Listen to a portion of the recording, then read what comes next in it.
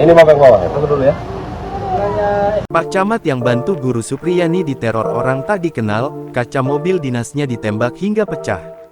Camat Baito, Sudarsono yang membantu Guru Supriyani selama sidang kasus dugaan guru honorer pukul anak polisi diduga mulai mengalami teror dari orang tak dikenal OTK. Teror ini terjadi Senin tanggal 28 Oktober tahun 2024 bersamaan dengan sidang lanjutan yang harus dijalani Guru Supriyani di Pengadilan Negeri PN Andolo, Konawe Selatan, Sulawesi Tenggara, Sultra. Diketahui, Camat Baito membantu menyediakan tempat tinggal untuk Guru Supriyani usai penahanannya ditangguhkan oleh Majelis Hakim PN Andolo.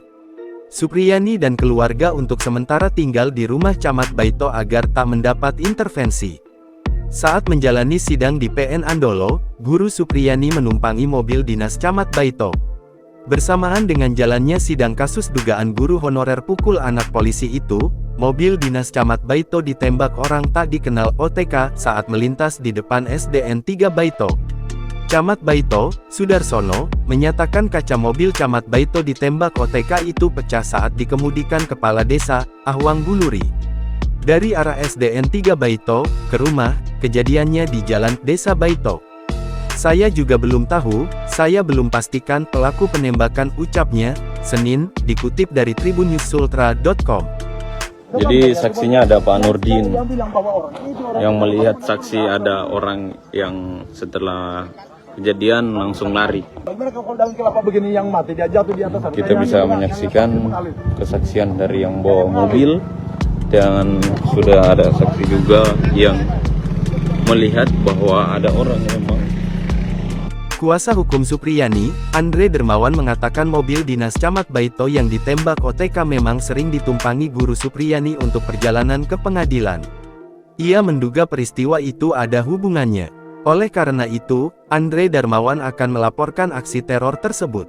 Meski tak ada korban luka dan korban jiwa, aksi penembakan mengakibatkan kaca mobil bagian tengah retak.